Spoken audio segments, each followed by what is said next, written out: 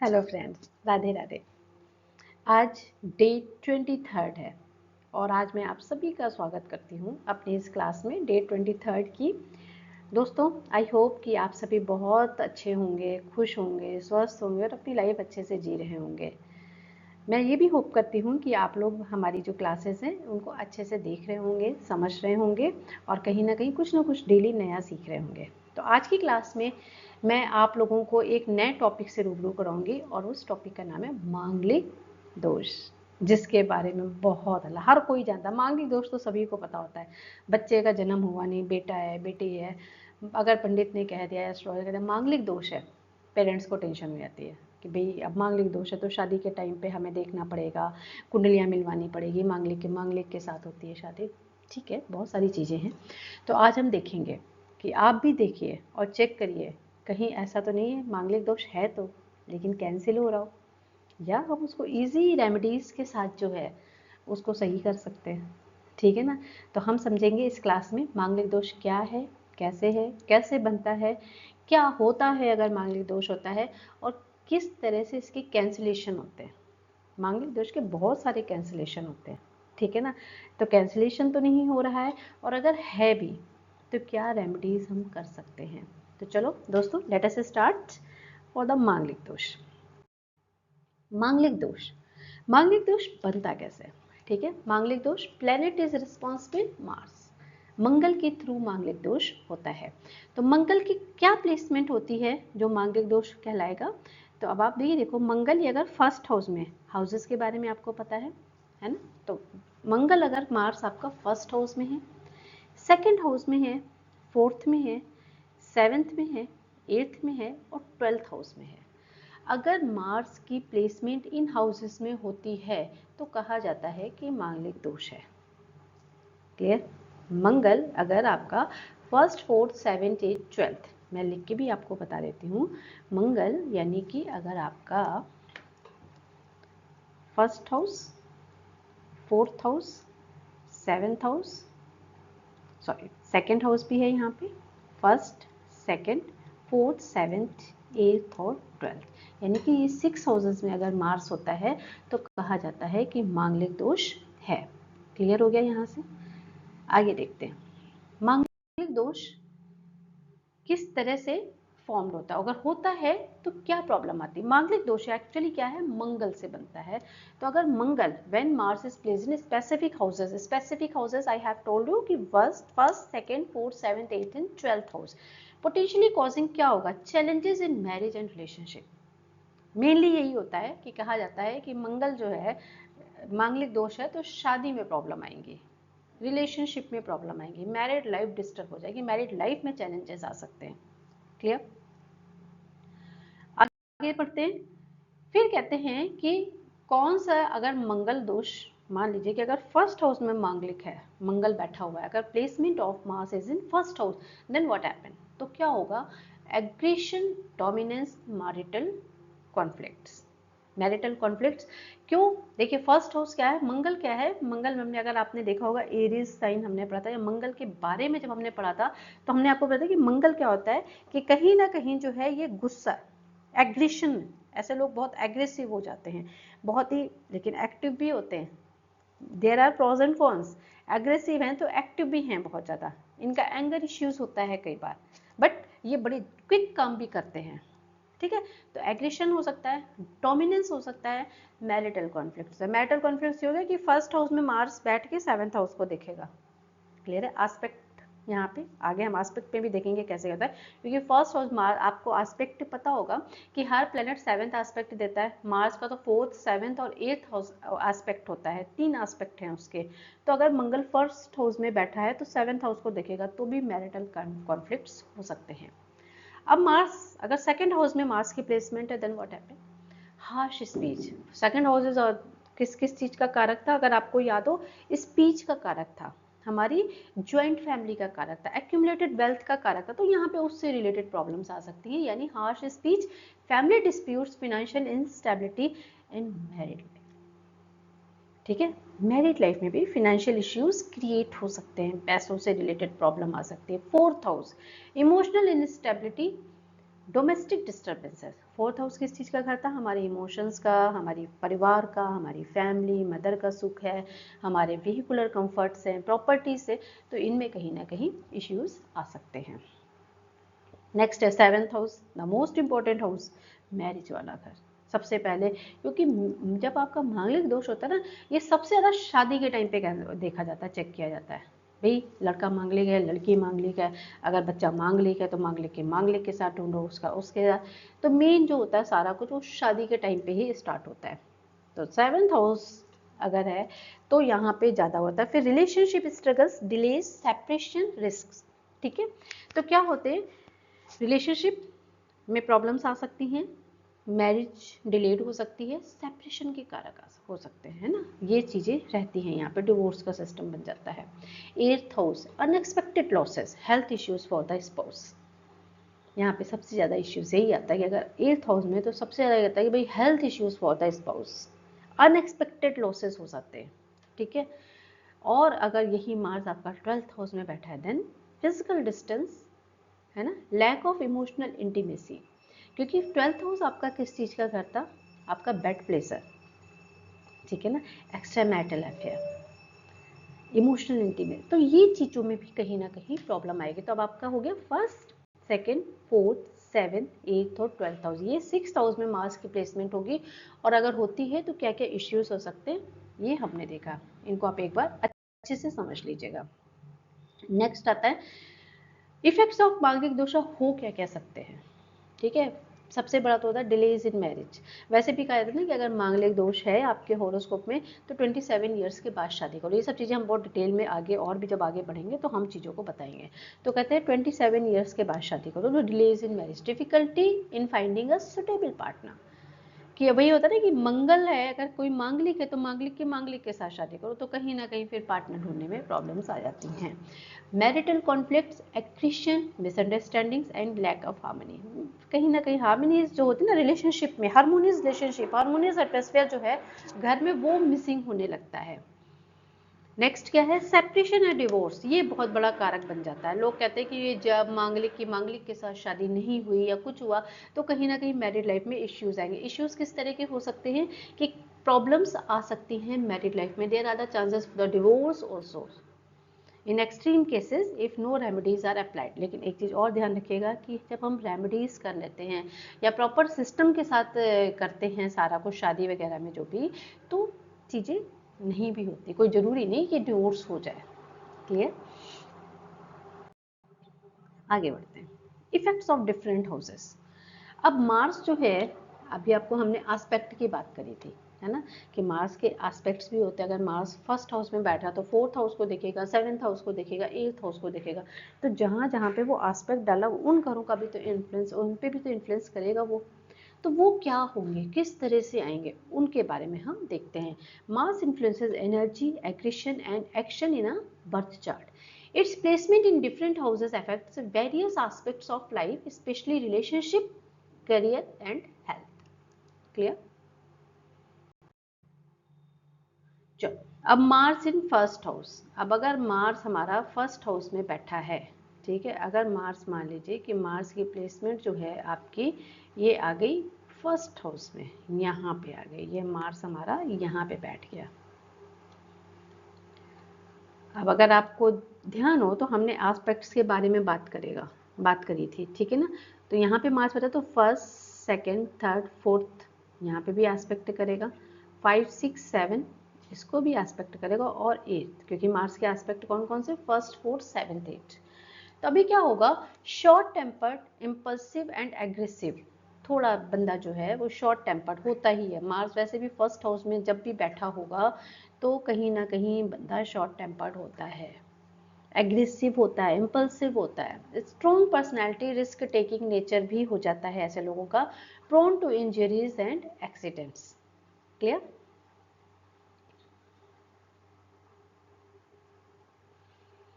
Aspect, क्योंकि अब Mars का एस्पेक्ट कहाँ आया, फोर्थ हाउस पे आया, तो फैमिली हैप्पीनेस में बी डिस्टर्ब।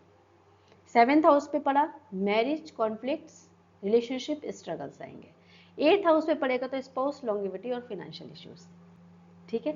जहाँ जहाँ पे मार्स के एस्पेक्ट दृष्टियाँ जा रही हैं वो भी इफेक्ट होंगे, वो हाउसेस पे भी इफेक्ट्स आएंगे। तो 4th हाउस से फैमिली हैप्पीनेस, क्योंकि फैमिली हैप्पीनेस का है, वो डिस्टर्ब होगी। 7th हाउस में मैरिज कॉन्फ्लिक्ट, रिलेशनशिप स्ट्रगल्स आ जाते हैं। 8th हाउस में स्पाउस लॉन्गिविटी और फाइनेंशियल इश्यूज आते हैं। आगे देखते हैं, अगर मार्स आपका 2nd हाउस में बैठा है तब क्या होगा? हार्श स्पीच, जैसे हमने पहले कहा था 2nd house is the house for the speech also, है ना। Harsh speech and family disputes, financial instability और रेकलेस स्पेंडिंग, कई बार खर्चे बहुत ज़्यादा होने लगते हैं।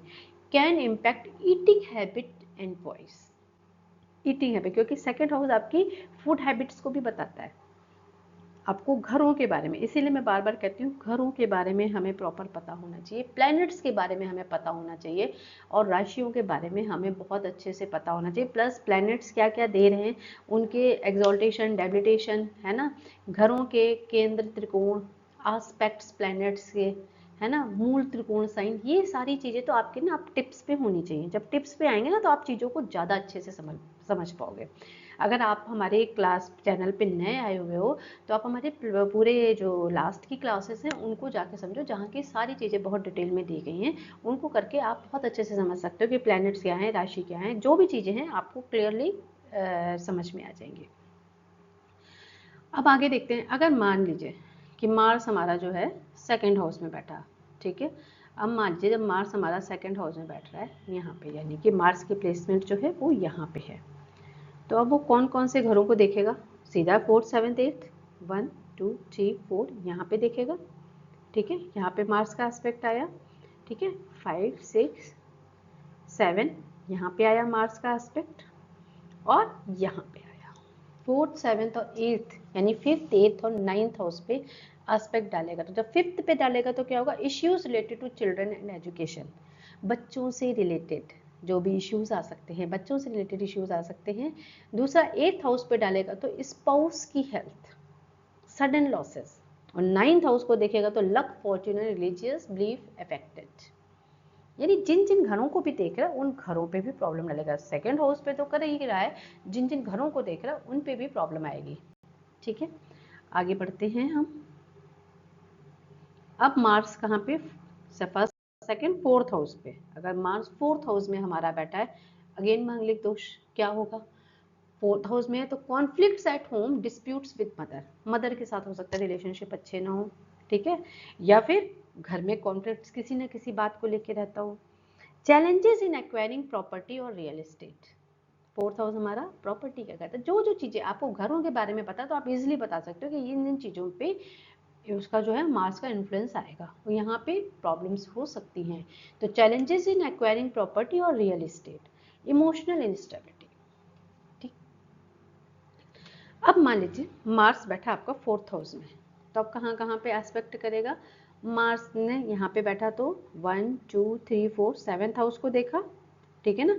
5 6 7 यहाँ पे आ गया इसका 7th एस्पेक्ट, और तुरंत आपका 11th हाउस पे, यानी 7th 10th और 11th हाउस को वो एस्पेक्ट करेगा। अब क्या होगा? 7th हाउस पे मैरिटल डिसहार्मनी, यानी मैरिड लाइफ में प्रॉब्लम, वो तो ऑब्वियस है, ठीक है।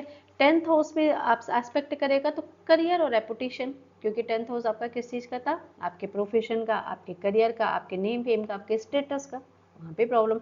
11th हाउस किस चीज़ का था? आपका फुलफिलमेंट ऑफ डिज़ायर का, आपके गेन्स का, आपके प्रॉफिट्स का, वहाँ पे इश्यूज आ सकते हैं। नेक्स्ट 7th हाउस में मार्स की प्लेसमेंट होगी तो क्या होगा? Aggression in relationship, dominating nature. अब वहाँ भी क्या होगा? स्पाउस का नेचर डोमिनेटिंग हो सकता है, खुद का नेचर भी डोमिनेटिंग होगा। जब दोनों डोमिनेटिंग है ना, फिर होता है ना चीज़ें। पॉसिबिलिटी ऑफ मल्टीपल रिलेशनशिप, ठीक। लेट मैरिज और ट्रबल्ड मैरिज, लेट मैरिज के चांसेस भी होते हैं और ट्रबल्ड मैरिज के चांसेस भी होते हैं। फ्रेंड्स, जहाँ पे ये आता है ना मल्टीपल रिलेशनशिप या कुछ ऐसी चीज़ें, इसके लिए हमें बहुत सारी चीज़ों को और भी देखना पड़ता है। हमें कुछ भी मतलब कि एक सिर्फ चीज़ को देख के हमें कभी भी अपने क्लाइंट्स को कुछ भी बोल नहीं देना इस तरह से कि मल्टीपल रिलेशनशिप का बना या एक्स्ट्रा मैरिटल अफेयर का बना, कुछ भी बना। There are lot of things which we have to check, ठीक है ना। और हमेशा याद रखना कि हम कभी भी किसी को कुछ भी नेगेटिव नहीं बोल सकते हैं, थोड़ा सा कि आपने कुछ भी बोल दिया तो अब सामने वाले का क्या कहते हैं मेंटल स्टेटस कैसा है, क्या है, वो किस तरह से लेता है उस बात को। तो आपको कोशिश करनी है कि we have not to speak any harsh और any negative thing to our client. Clear? Okay, अब मार्स ना 7th हाउस में बैठा है, तो अब क्या किस किस हाउस को देखेगा? 7th हाउस में बैठा तो 1, ठीक है, यहाँ से हम ऐसे बता देते हैं 7th हाउस में मार्स की प्लेसमेंट है। मार्स यहाँ पे बैठा, ठीक है, 1 2 3 4 इसको देखा, फिर 4 5 6 7 इसको देखा, और 8 इसको देखा। तो यानी कि इसने किस किस घर को देखा? 10th हाउस को, फर्स्ट हाउस को, सेकेंड हाउस को। अगेन 10th हाउस को देख रहा है तो करियर में प्रॉब्लम्स आएंगे, करियर से रिलेटेड, नेम फेम से रिलेटेड, आपके रेपुटेशन से रिलेटेड इश्यूज आएंगे। फर्स्ट हाउस को देखेगा तो आपकी खुद की इमेज में आपके एग्रेसिव नेचर हो जाएगा, इम्पल्सिव हो सकते हैं आप बहुत ज़्यादा, ठीक है ना, एग्रेशन बढ़ सकता है, डोमिनेटिंग नेचर हो सकता है, शॉर्ट टेम्पर्ड हो जाते हैं बहुत लोग, ऐसे लोग, ठीक है। सेकंड हाउस को देखेगा तो financial and family instability.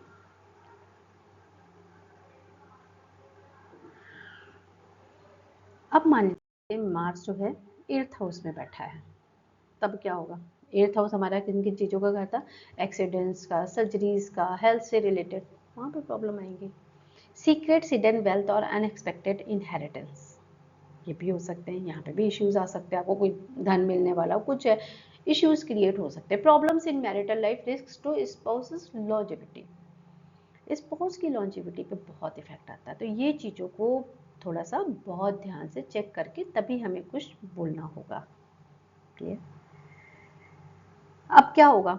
Mars 8th house में बैठा है, तो अब मार्स किन किन घरों को देखेगा? ठीक है ना, आस्पेक्ट देगा जहाँ जहाँ पे मान लीजिए मार्स की प्लेसमेंट आ गई यहाँ पे, यहाँ से हमने काउंट किया 1 2 3 4, ठीक है, 4 5 6 7 और आपका आ गया 8th।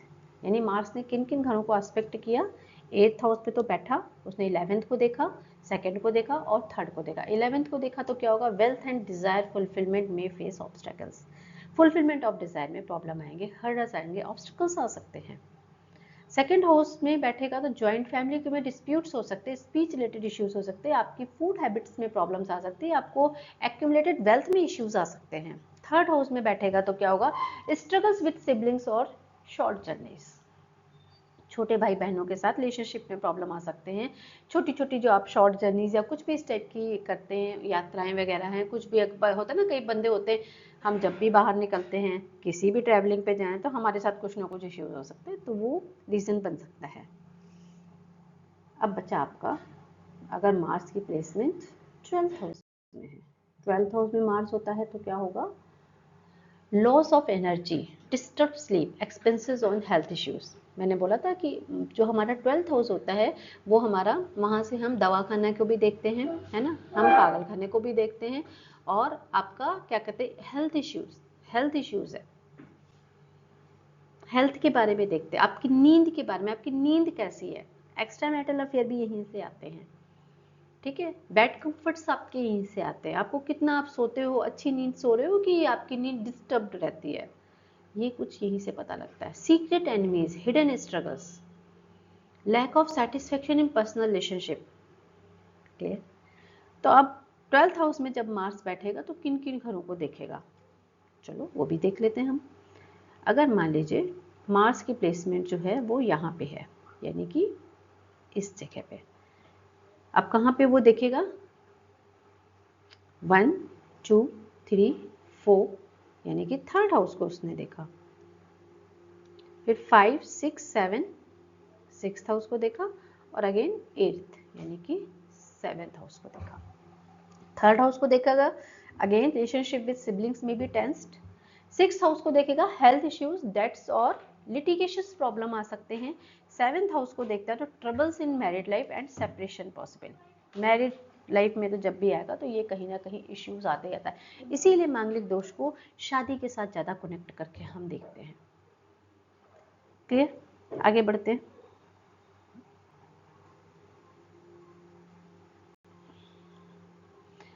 अब मार्स को जब हम कहते हैं रियल जजमेंट कैसे होता है मांगलिक दोषा का, है ना, बहुत लेवल्स, कई लेवल्स होते हैं, उन पे हम चेक करते हैं।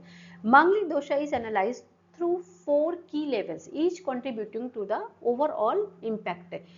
4 जो है मेन की लेवल्स पे हम चेक करते हैं। पहला है फिजिकल लेवल, ठीक है ना। फिजिकल लेवल पे अगर हमें चेक करना तो कैसे 40% जो है हम लगन चार्ट से चेक करते हैं। 40% मांगलिक दोष है कि कैसे कितना इफेक्ट दे रहा है वो हम लगन चार्ट के साथ चेक करते हैं, जो कि हमारे फिजिकल लेवल को बताता है।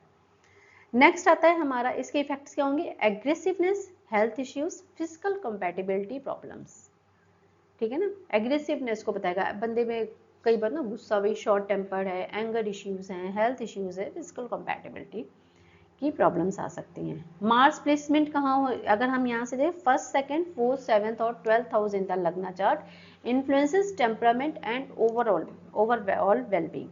अब आप देखो ना कि अगर हम मंगल जो है मार्स की प्लेसमेंट अगर फर्स्ट हाउस में बंदे का खुद का, सेकंड हाउस उसकी स्पीच हो गई, उसकी ज्वाइंट फैमिली हो गई, उसका एक्यूमुलेटेड वेल्थ हो गया, फोर्थ हाउस हो गया, आप मेन हाउस देखे सारे इन्वॉल्व हो जाते हैं, उसका खुद का घर हो गया, प्रॉपर्टी हो गई, व्हीकुलर कंफर्ट हो गया, मदर का घर हो गया, सब कुछ आ गया। फिर आपका मान लीजिए 7th हाउस हो गया तो मैरिटल लाइफ आ गई पूरी, है ना, सारा कुछ जीवन उसका। 8th हाउस हो गया तो स्पाउस की लॉन्जिविटी पे इश्यूज आते हैं। 12th हाउस आ गया तो आपका कहीं ना कहीं हेल्थ इश्यूज आ गए, बेड कंफर्ट्स आ गए, आपके जो नींद कैसी है क्या है, बंदा अगर ढंग से ना सोए तो बहुत सारे डिस्टर्बेंस होते हैं। तो आप देखो ना ओवरऑल वेलबींग यहाँ पे इंक्लूड हो जाती है। तो 40% हम लगन चार्ट के साथ चेक करते हैं। फिर इमोशनल लेवल पे हम चेक करते हैं मून चार्ट से। मून से यानी कि मून से मार्स की placement first, second, fourth, seventh, 8th, 12th में आ रही है क्या, गॉट इट। यानी कि अगर हमने जहाँ पे पहले तो लगन चार्ट यानी कि जो हमारा लगन चार्ट है, जो मेन चार्ट, उससे हमने देखा कि first, second, fourth, seventh, 8th, 12th house में मंगल है, तो वहां से हमने देखा। फिर मून चार्ट भी आप जब जहाँ पे भी मून बैठा है उसको हम लगन बना लेते हैं। वहां से देखो मून की कितनी, मंगल की क्या पोजीशन आ रही है, उसमें से भी आ रही है। अगर वहां से आ रही तो वहां से मून चार्ट से हम इमोशनल लेवल चेक करते हैं बंदे का। that affects emotional instability, relationship conflicts, impulsiveness in decision making. Okay, 70% आ गया आपका। फिर मार्स की प्लेसमेंट सीन इन बोथ लग्ना and moon charts affecting emotional harmony in marriage. अगर दोनों से मान लीजिए कि उसकी प्लेसमेंट मार्स की बन रही है, हमने देखा दोनों चार्ट से यानी लगन चार्ट से, मून चार्ट से, दोनों से मांगलिक है, तो affecting emotional harmony in marriage. Next हमारा हम देखते हैं हैप्पीनेस लेवल हम किससे देखते हैं, वीनस के चार्ट से। यानी कि वीनस को आप लगाने वाला या जहाँ पे वीनस है वहां से आप देखो कि मार्स की प्लेसमेंट क्या 1, 2, 4, 7, 8, 12th हाउस में आ रही है वीनस से। तो ये भी अगर आती तो आपको कहीं ना कहीं अगर उसमें आ रहा तो relationship disharmony, struggles in love and marriage, possible separation और डिवोर्स, क्योंकि Venus is the karaka for the marriage. शादी का कारक कहते हैं ना, शुक्र तारा जब डूब गया होता तो शादी नहीं होती। तो शुक्र जो मेन है वो शादी का कारक, जो मेन अगर हम देखेंगे शादी का कारक वो वीनस है। तो अगर वीनस में से भी मगर मान लीजिए कि आपका जो है मार्स की प्लेसमेंट 1, 2, 4, 7, 8, 12th में है, तो कहीं ना कहीं relationship disharmony, struggles in love and marriage, possible separation और डिवोर्स होते हैं। Mars placement can cause dissatisfaction in love life, reducing happiness in partnerships. Spiritual level पे हमें देखना होता है तो 10% हम देखते हैं। अब देखिए आपने आपका 40% हुआ लगन चार्ट से, 30% हुआ मून चार्ट से, 70%, 20% हमने देखा वीनस से, 10% हम देखते हैं नौमांशा यानी कि D9 chart. That is very important chart. जो हमारा 9th हाउस होता है उसका जो कहते हैं ना हम एक पूरा वो एक्सरे होता है, दैट इज़ D9 चार्ट, है ना। वो बहुत ही डीप उसमें हम जाके चेक करते हैं। तो स्पिरिचुअल लेवल जो है हमने नौमांशा D9 चार्ट से देखना होता है। अब अगर मान लीजिए D9 चार्ट में भी मार्स की पोजीशन कुछ ऐसी बनती है 1, 2, 4, 7, 8, 12th में है, तो क्या होगा, minor influence on spiritual growth में थोड़े से इश्यूज आ सकते हैं, with the impact being more personal than divine. कई बार होता है कि बंदा जो होता है ना ब्लेसिंग्स की तरफ, भगवान की डिवाइन ब्लेसिंग्स है, जब पूजा पाठ में कहते हैं ना मन नहीं लगना, वो डिस्टर्बेंस हो सकती है, प्रॉब्लम्स वहाँ पे आ सकते हैं। Mass placement less effects compared to physical and emotional levels but still plays a role in karmic relationship, है ना। मास की प्लेसमेंट अगर हम नौमांशा चार्ट में देखते हैं, फिजिकल और इमोशनल लेवल पे के उसमें तो कम होती है, लेकिन हाँ कार्मिक रिलेशनशिप जो है इससे हम जरूर देख सकते हैं। तो अभी क्या सिस्टम बना आपका, मांगलिक दोष की कैलकुलेशन जो हम करेंगे, लग्ना से 40%, मून चार्ट से 30%, वीनस से 20%, नौमांशा से 10%, यहाँ से अगर ये टोटल मिला के फिर 100% होता है हमारा मांगलिक दोष का। देखो यहाँ इतने लेवल पे हम चेक करके बताते हैं, लेकिन सबसे ज़्यादा मेन जो इफेक्ट आता है वो लग्ना चार्ट का आता है या फिर मून चार्ट में। क्लियर, टोटल इम्पैक्ट 100% हो गया, यानी कि लग्ना chart has the strongest influence 40%। ठीक है, लग्न चार्ट में अगर मांगलिक दोष है तो हम उसको ज़्यादा वो इफेक्टिव होता है। Manglik dosha affects physical, emotional and marital happiness more than spiritual growth. ठीक है, फिजिकल, इमोशनल और मैरिटल हैप्पीनेस पे हम ज़्यादा वो देखते हैं। स्पिरिचुअल ग्रोथ तो ठीक है, जरूरी है, बहुत ज़रूरी होता है, आपने करना है, लेकिन ये तीन चीज़ें तो मैरिट लाइफ को अच्छी रखने के लिए, बंदे की लाइफ के लिए, ये तीन चीज़ों पे हम चेक करते हैं। भाई फिजिकल लेवल अच्छा हो, इमोशनल लेवल अच्छा हो, मैरिटल हैप्पीनेस हो, लाइफ में बंदा सुखी है। ठीक है, proper remedies and matching horoscopes help neutralise its negative effects. अगर हम प्रॉपर रेमेडीज करते हैं, उपाय करते हैं, या हॉरोस्कोप प्रॉपर से मैचिंग करके, बहुत कुछ होता है जब हॉरोस्कोप मैचिंग होती है तो केवल गुण ही नहीं मिलाए जाते हैं, प्लैनेट्स को देखना चाहिए, बहुत सारी चीज़ें देखी जाती है।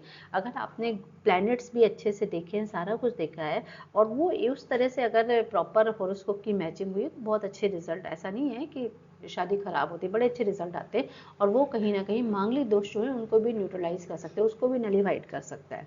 ठीक है, कैंसिलेशन ऑफ मांगलिक दोषा। अब पता है ना, मैंने बोला था स्टार्टिंग में, मांगलिक दोष, मांगलिक दोष, मांगलिक दोष सब लोग बोलते हैं, लेकिन मांगलिक दोष के बहुत सारे कैंसिलेशन होते हैं। ठीक है, कैन बी नलिफाइड और reduced under specific condition ensuring minimal impact on marriage and relationship. और जब ये कैंसिल होता है तो उसके इफेक्ट कहीं ना कहीं जो है बहुत कम हो जाते हैं, काफ़ी कम हो जाते हैं। वो कैसे देखते हैं, अब आपको बताते हैं कि किस तरह से दोनों के बीच में कैसे, मतलब मांगलिक दोष का कैंसिलेशन कैसे होता है। एक तो होता है मैरिज बिटवीन टू मांगलिक, ये तो सभी जानते हैं कि मांगलिक की मांगलिक के साथ शादी करा दो। क्लियर है, मांगलिक की मांगलिक के साथ शादी करा दो, मांगलिक दोष नहीं रह जाएगा, दोनों की मैरिड लाइफ अच्छी जाएगी। दूसरा क्या बनता है, conjunction of Mars and Jupiter. Mars and Jupiter अगर एक ही हाउस में बैठे हों, यानी कि मार्स के प्लेसमेंट अगर first, second, fourth, seventh, eighth और 12th हाउस में, साथ ही में अगर जुपिटर बैठ जाए, क्योंकि गुरु है, तो गुरु बैठ गया तो भी मांगलिक दोष कैंसिल हो जाता है। नेक्स्ट क्या है, Mars in its own sign. आपको पता है मार्स के दो साइन है, एरीज और स्कॉर्पियो। अगर मार्स इन घरों में बैठा है, भले ही वो 1 2 4 7 8 12 हाउसेस में बैठा है, लेकिन अगर अपनी राशि में है, यानी मंगल या तो 1 नंबर साइन में हो या मंगल 8 नंबर साइन में बैठा है, अगर 1 2 4 7 8 12 में, बट अपनी राशि में है, तो भी मंगल दोष कैंसिल हो जाएगा। भाई सीधी सी बात है, मैं अपने घर में बैठी हूँ तो मैं अपना घर थोड़ी खराब कर लूंगी। क्लियर। नेक्स्ट, मार्स इन एक्सॉल्टेड साइन। अगर मार्स जो है अपने एक्सॉल्टेड साइन में बैठा हुआ है, ठीक है, भले वो 4 नंबर यहाँ पे बैठा हुआ, मान लिया हमने मार्स जो है वो यहाँ पे बैठा है, ठीक है, इस घर में बैठा है। अब हम कहेंगे कि मार्स जो है यहाँ पे तो बन गया आपका, क्या कहते हैं, मांगलिक दोष बन गया, लेकिन फॉर एग्जाम्पल यहाँ पे मंगल जो है 10 नंबर साइन में बैठ गया, तो मार्स क्या हो गया, एक्सॉल्टेड हो गया, मांगलिक दोष कैंसिल हो जाएगा। मार्स इन डेबिलिटेटेड साइन, इसी तरह से अगर मार्स डेबिलिटेटेड साइन में भी है तो भी मांगलिक दोष कैंसिल हो जाता है, उसका इफेक्ट उतना नहीं आता है। ठीक, फॉर कैंसर एंड लियो लगन, अगर मान लीजिए लगन में कैंसर साइन है या लियो का लगन है, जैसे मैं आपको बताती हूँ, मान लीजिए यहाँ पे 4 नंबर साइन है, ठीक है, 4 नंबर बनाया लगन, 4 नंबर हो गया, फिर लगन में यानी कैंसर लगन है तो 4 नंबर साइन आएगा। अब यहाँ पे 4 आया तो ये आपका 5 हो गया, 6 हो गया, 7 हो गया, इसको काट देते हैं, 8 हो गया, 9 हो गया, 10 हो गया, 11, 12, 1, 2, 3। अब आप देखो यहाँ पे मार्स जो है कैंसर लगन के लिए योग कारक प्लैनेट होता है, क्योंकि आप हमने पढ़ा था पीछे धन योग, जब हम योग पढ़ रहे थे, क्योंकि वो देखो ना यहाँ पे योग कारक प्लैनेट, तो ये क्या हो गया, आपका केंद्र का भी लॉर्ड है और त्रिकोण का भी लॉर्ड बन गया। ठीक है ना, एक राशि उसकी केंद्र में है और एक राशि उसके त्रिकोण में बैठी हुई है, इसलिए यहाँ पर मांगलिक दोष कैंसिल हो जाता है अगर ऐसी सिचुएशन में लियो लगन और कैंसर लगन के लिए। अब यही मान लीजिए कि मार्स जो है लियो लगन का सिस्टम बने, तब क्या होगा,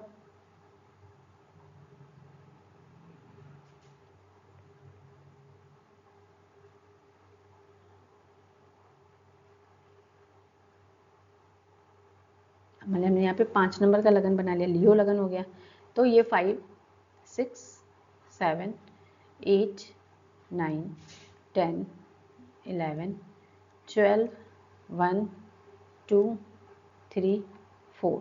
अगेन देखो एक केंद्र में राशि आ गई उसकी और एक आ गई त्रिकोण में, यहाँ पे योग कारक प्लैनेट हो जाता है।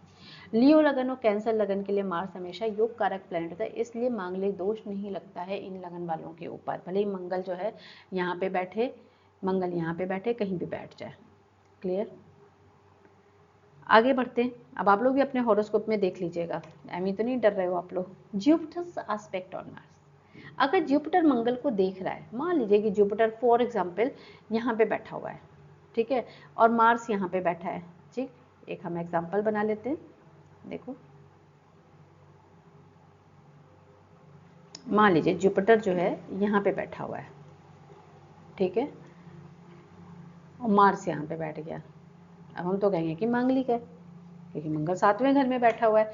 भले ही ये योग कारक प्लैनेट है इस कुंडली के लिए, हम एग्जाम्पल ले रहे हैं, इसको चाहे आप हटा भी दो, है ना, आप कंफ्यूज ना होना कि यहाँ पे तो मंगल जो है वो योग कारक बन रहा है, हमने इसको हटा दिया।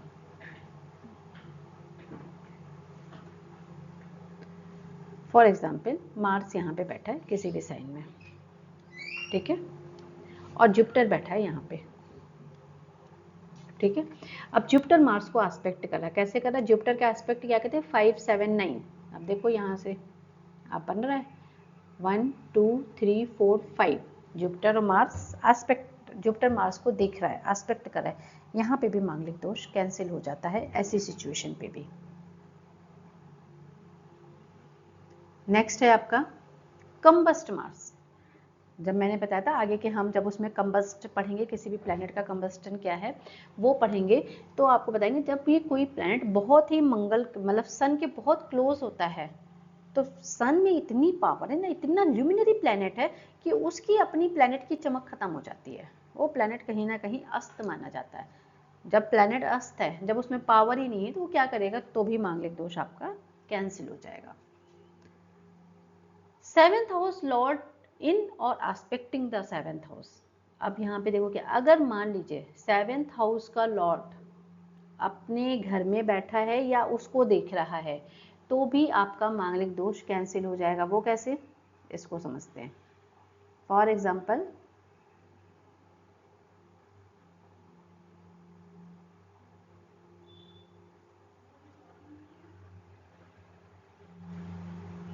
मान लीजिए यहाँ पे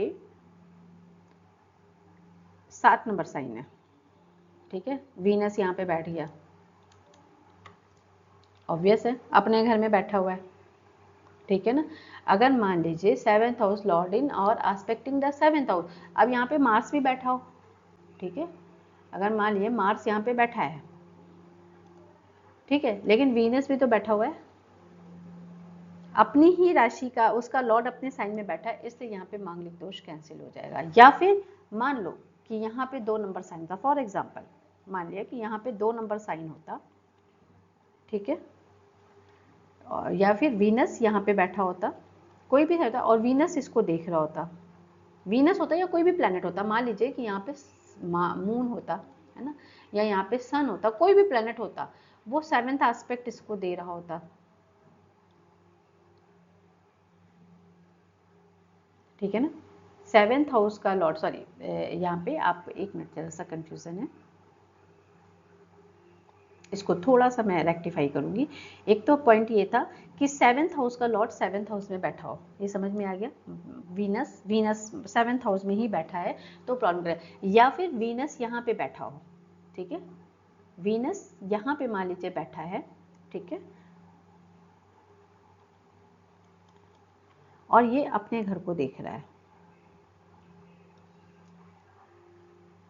ठीक है, यहाँ पे 7 नंबर साइन है, मार्स यहाँ पे बैठा है, लेकिन वीनस यहाँ पे बैठ के इसको देख रहा है, तो भी मांगलिक दोष कैंसिल हो जाएगा। क्लियर हो गया? इसमें थोड़ा सा कंफ्यूजन हो गया था, अभी मैं आपको क्लियर कर देती हूँ दोबारा से। या तो 7th हाउस का लॉर्ड 7th हाउस में ही बैठा, जैसे वीनस यहाँ पे 7th साइन है, वीनस यहीं पे बैठ गया, मार्स भी बैठा है, लेकिन वीनस भी यहाँ पे बैठ गया, तो फिर मांगलिक दोष कैंसिल है।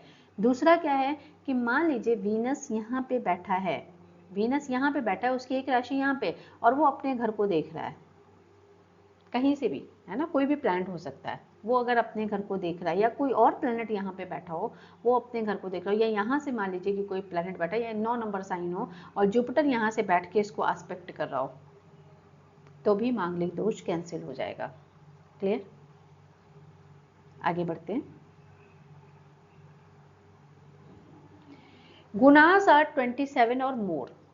अब जब आप लोग कुंडली मिलवाते हैं तो अगर 27 है गुण या उससे ज़्यादा हैं तो भी मांगलिक दोष मैटर नहीं करेगा। और कई बार ये भी होता है कि शादी भी कहते हैं 27 साल के बाद कर दो, 28वें साल में भी अगर हम शादी करते हैं तो मांगलिक की नॉन मांगलिक से आराम से हो जाती है। क्लियर?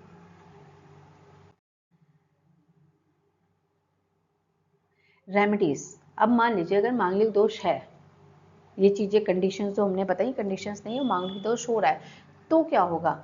मांगलिक dosha can be balanced through specific remedies that help reduce Mars malefic effects and bring harmony in relationships. Manglik दोष जो है can be balance through aspect, कुछ रेमेडीज हैं जिनके थ्रू मांगलिक दोष को बैलेंस कर सकते हैं और उसके जो नेगेटिव इफेक्ट्स हैं उनको हम खत्म करके रिलेशनशिप में, शादी में, मैरिड लाइफ में हम हार्मनी ला सकते हैं, प्यार बढ़ा सकते हैं, जो उसके नेगेटिव इफेक्ट्स थे उनको हम कम कर सकते हैं। तो उन रेमेडीज पे एक नज़र डालते हैं, वो रेमेडीज क्या क्या हैं। मार्स के, आपको पता है कि मार्स की मेटल क्या थी? कॉपर, ठीक है, तो कॉपर के यूटेंसिल्स आप डोनेट कर सकते हैं। ड्राई डेट्स जो छुआरे होते हैं वो भी मार्स का है, उसको आप डोनेट कर सकते हैं। मसूर दाल, जो भी मंगल से रिलेटेड चीज़ें हैं इनको आप डोनेट कर सकते हैं। मंगल, है ना, मार्स को मतलब मार्स की चीज़ें जो है मार्स को, यानी कि मंगलवार के दिन या वैसे भी किसी भी दिन, या मंगलवार में स्पेसिफिकली, तो अगर मंगलवार के दिन आप इन चीज़ों का डोनेशन करते हैं तो आपको बहुत अच्छे रिजल्ट आएंगे। Visit Lord Hanuman ji, Lord Ram और Lord Shiva temples regularly and recite the Hanuman Chalisa for relief. आप लॉर्ड हनुमान जी के मंदिर में, लॉर्ड राम के मंदिर में या लॉर्ड शिवा के टेम्पल में रेगुलरली माथा टेक सकते हैं, दर्शन कर सकते हैं उनके जाके, या फिर डेली हनुमान चालीसा का पाठ भी कर सकते हैं, क्योंकि मंगल के जो लॉर्ड है वो हनुमान जी हैं। हनुमान जी के लॉर्ड कौन है? राम जी है, राम जी शिव जी को मानते, तो सब कहीं ना कहीं एक दूसरे से कनेक्टेड है। Clear? Applying red colour sindoor is believe to stabilise Mars influence. जो फीमेल्स हैं वो अगर रेड कलर का सिंदूर लगा के रखती हैं मांग में, तो भी जो है मांगलिक दोषा के जो रिजल्ट है उनको खत्म किया जाता है, क्योंकि सिंदूर जो है मंगल को रिप्रेजेंट करता है। Observing a Tuesday fast helps in reducing mass malefic impact, है ना, ट्यूसडे को फास्ट रख के भी हम मार्स के नेगेटिव इम्पैक्ट को, मैलेफिक इम्पैक्ट जो उसके हैं उनको खत्म कर सकते हैं। Symbolically marrying a people tree before actual marriage is a traditional remedy. बहुत लोग, है ना, पीपल का तो है, या वो छोटे छोटे जो बूटे होते हैं उनके साथ शादी करा के भी ना इसके, या कुंभ विवाह होता है, कुंभ विवाह कलश के साथ विवाह करा देते हैं पंडित लोग, या जो बूटे होते हैं कुछ छोटे बूटे, है ना, उनके साथ विवाह करा के भी इस दोष को खत्म, क्योंकि एक्चुअली क्या कि दो शादी का योग बन गया ना, अगर स्पाउस की लॉन्जेविटी का इश्यूज आ रहा है, कुछ भी आ रहा है, तो एक को, या डिवोर्स का सिस्टम बन रहा है, सेपरेशन का सिस्टम बन रहा है, तो वो एक शादी हम पहले ही कुंभ के साथ या किसी बूटे पौधे के साथ करा के उसको हम नलीफाई कर देते हैं उस इफेक्ट्स को। ठीक है। Feeding birds brings positivity and reduces मांगलिक दोषास एडवर्स इफेक्ट्स। पक्षियों को दाना खिलाना। देखो भूखे का पेट तो वैसे भी भरना चाहिए, हम किसी भूखे का पेट भरते हैं तो उससे बहुत अच्छे रिजल्ट आते हैं। तो जब आप पक्षियों को दाना खिलाते हैं या पक्षियों का पेट भरते, किसी भी पक्षी को आप प्रॉपर से जो है दाना डालो, उनको भीगी हुई दाल खिलाते, कुछ भी करते, तो मांगलिक दोष के इफेक्ट कम हो जाते हैं। दोस्तों मुझे लगता है कि आपको अब ये समझ में आ गया होगा, तो मांगलिक दोष से डरने की ज़रूरत नहीं है। पहले इसको प्रॉपर से चेक करो कि है कि नहीं है। अगर है तो देखो इसकी कैंसिलेशन तो नहीं हो रहे हैं, अगर कैंसिलेशन है देन इट्स ओके, नहीं तो जो रेमेडीज़ बताई हैं उन रेमेडीज़ को परफॉर्म करके भी आप इसके एडवर्स इफेक्ट्स को कम कर सकते हैं। क्लियर है?